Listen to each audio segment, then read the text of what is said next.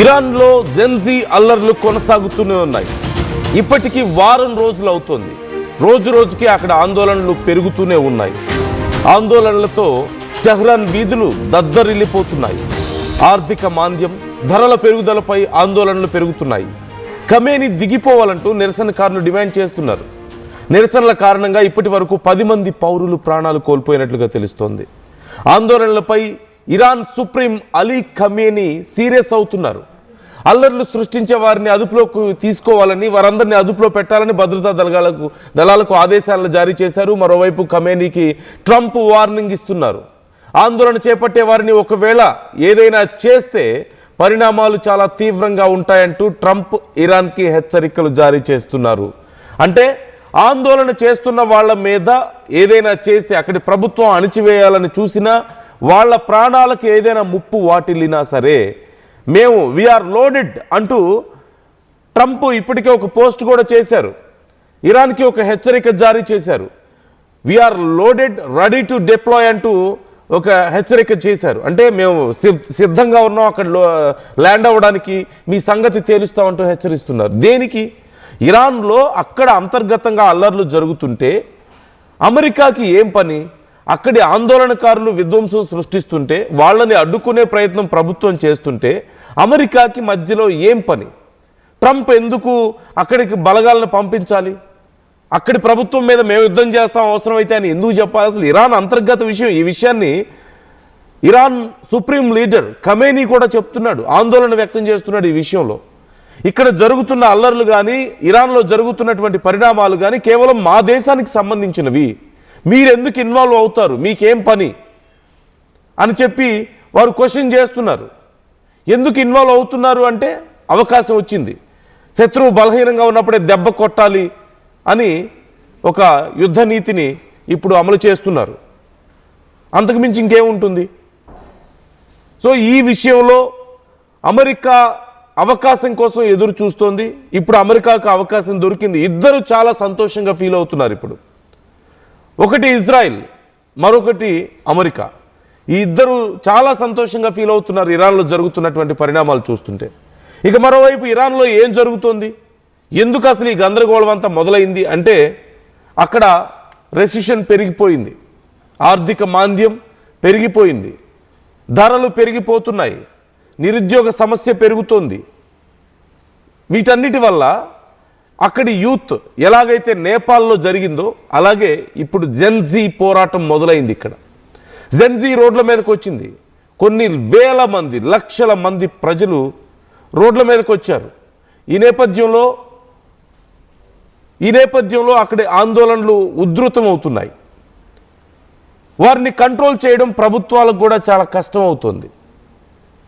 ప్రభుత్వాలు అక్కడ కంట్రోల్ చేయలేక చివరికి ఇక కొంతమంది ప్రాణాలు కూడా కోల్పోయినట్లుగా తెలుస్తోంది. అక్కడి పోలీసులు, ఆర్మీ జరిపినటువంటి కాల్పుల్లో, వారిని కంట్రోల్ చేయడానికి చేసినటువంటి ప్రయత్నాల్లో కొంతమంది ప్రాణాలు కూడా కోల్పోయారు. ఇప్పటి వరకు అంటే ఒక ఎగ్జాక్ట్ నంబర్ బయటికి రాలేదు, కానీ అప్రాక్సిమేట్లీ 10 మెంబర్స్ వరకు ప్రాణాలు కోల్పోయారు అంటున్నారు. కానీ ఇంతకంటే భారీ సంఖ్య ఉండుండొచ్చు ప్రాణాలు కోల్పోయిన వాళ్ళ సంఖ్య అంటూ తెలుస్తోంది. అయితే మనం చూడొచ్చు, పశ్చిమ ప్రాంతంలో ముఖ్యంగా అజ్నాలో 3 ప్రాణాలు కోల్పోయారంటూ తెలుస్తుంది. కుహ్దాస్తులో మరొక వ్యక్తి ప్రాణాలు కోల్పోయాడు అంటూ అంతర్జాతీయ మీడియా కథనాల్లో వచ్చినటువంటి డీటెయిల్స్ నేను మీకు కొన్ని చెప్పే ప్రయత్నం చేస్తున్నాను. అలాగే ఇప్పటికే అక్కడ పెద్ద ఎత్తున హ్యూమన్ రైట్స్ గ్రూప్స్ కూడా ఆందోళన వ్యక్తం చేస్తున్నాయి. ఆందోళనకారుల మీద జరుగుతున్నటువంటి దాడుల పట్ల ఆందోళన వ్యక్తం చేస్తున్నాయి. ఇది ఖచ్చితంగా ప్రజల యొక్క స్వేచ్ఛను అణిచివేయడమే అని చెప్తున్నాయి. కానీ ఎప్పటి వరకు ఇవి జరుగుతాయి? అక్కడ ఉన్నటువంటి సుప్రీం లీడర్ దిగిపోయే వరకు జరుగుతూనే ఉంటాయా? సుప్రీం లీడర్ దిగిపోవాలి అనేదే వాళ్ళ ప్రధానమైనటువంటి డిమాండ్. ప్రభుత్వం మారాలి, ఈ ప్రభుత్వం వల్ల మేము నష్టపోతున్నాం, ఈ దేశం బాగుపడడం లేదు అని చెప్పి అంటున్నారు. ఖమేనీకి వ్యతిరేకంగా ఆందోళన వ్యక్తం చేస్తున్నారు. కానీ ఖమేనీ దిగిపోయే పరిస్థితి కానీ, ఖమేనీకి ఆపోజిట్గా ఇప్పుడు ప్రభుత్వాన్ని రన్ చేయగలిగేటువంటి ఇమ్మీడియట్గా రెడీగా ఉన్నటువంటి ఒక పెద్ద పార్టీ కానీ, లీడర్ కానీ అక్కడ లేరు. వాళ్ళని ఎవరిని ఉంచలేదు. ఇన్ఫ్యాక్ట్ అక్కడ ఈ నేపథ్యంలోనే జెన్జీ ఇప్పుడు ఆందోళనకు సిద్ధమైంది. ఈ అవకాశాన్ని అమెరికా ఉపయోగించుకోవాలని చూస్తోంది. ఎప్పటి నుంచో అమెరికా అల్లర్లు జరగాలనే కోరుకుంటోంది. అల్లర్లు జరగడమే కాదు, ఆ దేశం పూర్తిగా తమ చెప్పు చేతుల్లోకి రావాలన్నటువంటి అత్యంత శక్తివంతమైనటువంటి సంపద తమ చేతుల్లోనే ఉండాలి. ఆయిల్ తమ దగ్గరే ఉండాలి, రేర్ ఎర్త్ మెటల్స్ తమ దగ్గరే ఉండాలి, లేదంటే న్యూక్లియర్ వెపన్స్ తమ దగ్గరే ఉండాలి, అన్ని రకాల పవర్స్ తన దగ్గరే ఉండాలి అన్న ఆందోళన, ఒక రకమైనటువంటి ఆవేదన అమెరికాకి ఇది ఎప్పటి నుంచో ఉంది. అమెరికాకి ఏ దేశంలో అయినా సరే, చిన్న దేశాల్లో ముఖ్యంగా ఏ దేశంలో అయినా సరే న్యాచురల్ రిసోర్సెస్ బాగా ఉన్నాయంటే అవి కావాలి అని చెప్పి అమెరికా అడుగుతుంది. మర్యాదగా ఇస్తే ఓకే, లేదంటే ఆ దేశాలను నాశనం చేసైనా సరే చివరికి వాటిని దక్కించుకుంటుంది. అయితే అక్కడి ప్రభుత్వాలను పడగొట్టి తమకు అనుకూలంగా ఉండేటువంటి ప్రభుత్వాలను అక్కడ పెట్టి అవన్నీ దోచుకున్న తర్వాత ఆ దేశాలను అలాగే వదిలేసి వెళ్ళిపోతుంది, అధ్వాన్నంగా వదిలేసి వెళ్ళిపోతుంది. మనం చూసాం ఆఫ్ఘనిస్తాన్లో ఏం జరిగింది. ఆల్ ఆఫ్ సడన్గా వదిలేసి వెళ్ళిపోయారు, వాళ్ళకి అవసరం లేదనుకున్నప్పుడు. లిబియాలో అదే జరిగింది కదా. గడాఫీ తర్వాత ఏమైంది అక్కడ? ఆ దేశం నాశనం అయిపోలేదా? ఇరాక్లో ఏం జరిగింది? సద్దాం హుసేన్ అన్నారు, వ్యతిరేకి అన్నారు, లేదో వెపన్స్ అన్నారు, అదన్నారు, ఇదన్నారు, చివరికి ఏమైంది? అతని ప్రాణాలు తీసిన తర్వాత ఏం జరిగింది? ఇప్పుడు మదురో అండ్ హిజ్ వైఫ్ వాళ్ళిద్దరినీ కూడా అదుపులోకి తీసుకున్నారు. ఏం జరగబోతుంది ఇక్కడ? సో ఓవరాల్గా ఒక్కసారి అక్కడ ఉన్నటువంటి సిచ్యువేషన్స్కి సంబంధించి ఖమేనీ ఏమంటున్నారు, ఇరాన్ సుప్రీం లీడర్, ఒకసారి ఆయన మాటల్లో విందాం. ما با معترض حرف میزنیم، باید حرف بزنن مسئولین با معترض، اما با اغتشاشگر حرف زدن فایده ای نداره. اغتشاشگر رو باید به جای خودش نشاند. اینی که یه عده‌ای تحت عناوین گوناگون، نامه‌های گوناگون بیان به قصد تخریب، به قصد ناامن کردن کشور پشت سر بازاری‌های مؤمن و سالم و انقلابی قرار بگیرن، از اعتراض اونها سوء استفاده کنن، اغتشاش کنن، اصلا قابل قبول نیست مطلق. సో అమెరికా తమ దేశంలో ఇన్వాల్వ్ అవ్వడం పట్ల, తమ దేశ అంతర్గత విషయాల్లో ఇన్వాల్వ్ అవ్వడం పట్ల ఖమేనీ చాలా సీరియస్గా ఉన్నారు. అలాగే అతి త్వరలోనే పరిస్థితిని మళ్ళీ చక్కదిద్దుతామంటూ కూడా ప్రజలకు చెప్పే ప్రయత్నం చేస్తున్నారు. కానీ జెన్జీ ఆందోళనలు ఇప్పుడప్పుడే తగ్గేలా కనిపించడం లేదు, విధ్వంసం అవుతుంది ఆ దేశం. మరోవైపు సేమ్ వెనిజువేలాలో మనం చూస్తున్నాం, అక్కడ ఉన్నటువంటి వాళ్ళ లీడర్స్ని పట్టుకెళ్ళిపోయారు. We're in 2026 now.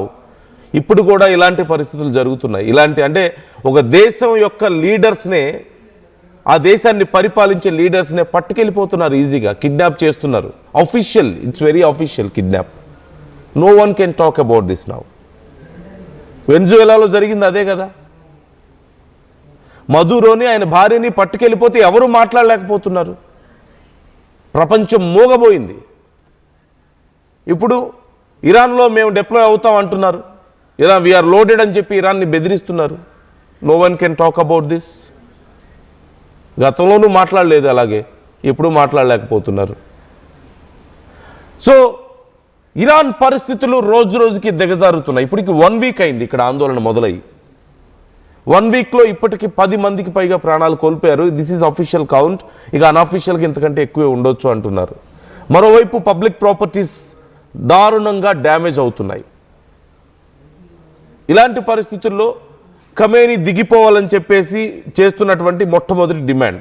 ఖమేనీ దిగిపోయే పరిస్థితులు కనిపించడం లేదు. సో ఎంతవరకు వెళ్తుంది? నిజంగానే అమెరికా అతి త్వరలో ఇన్వాల్వ్ అవబోతుందా ఈ విషయంలో? అక్కడ ఉన్నటువంటి కొంతమంది రాజకీయ నాయకులను ఖమేనీకి వ్యతిరేకంగా రెచ్చగొట్టే ప్రయత్నం చేస్తుంది అమెరికా. మరి ఖమేనీ ఎలా డీల్ చేయబోతున్నాడు ఈ విషయాన్ని? మరోవైపు ప్రపంచ దేశాల విషయంలో అమెరికా వైఖరి ఆందోళన కలిగించేలా ఉంది. ఎన్నో దేశాలను తమ గుప్పిట్లో పెట్టుకోవాలని చూస్తుంది.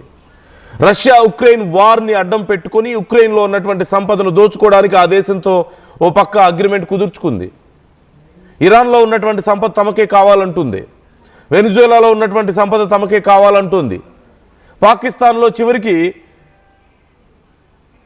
పాకిస్తాన్లో ఉన్నటువంటి సంపద కూడా దోచుకునే ప్రయత్నం చేస్తుంది. బలూచిస్తాన్లో ఉన్నటువంటి సంపదను దోచుకోవడానికి పాకిస్తాన్ని ఎర్రగా వాడుకుంటుంది. They are ready to give, of course they are ready to offer them, గిఫ్ట్గా ఇచ్చేస్తా ఉంటున్నారు అక్కడ ఉన్నటువంటి ఖనిజ సంపద అంతా. సో మెజారిటీ ఖనిజ సంపద, ఆయిల్స్ అన్నీ తమ చేతిలో పెట్టుకొని ప్రపంచాన్ని ఆడించాలని, తమ గుప్పిట్లో పెట్టుకోవాలని ప్రయత్నాలు చేస్తుంది. ఇలాంటి సమయంలో చూస్తే రష్యా చేసేది కరెక్ట్గానే అనిపిస్తుందేమో అమెరికా విషయంలో. అందుకే రష్యా అంటే అంత కడుపు మంటేమో.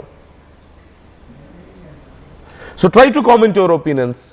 ఇరాన్ని జెన్జీ ఉద్యమం వెనక ఎవరైనా ఉన్నారని మీరు అనుకుంటున్నారా?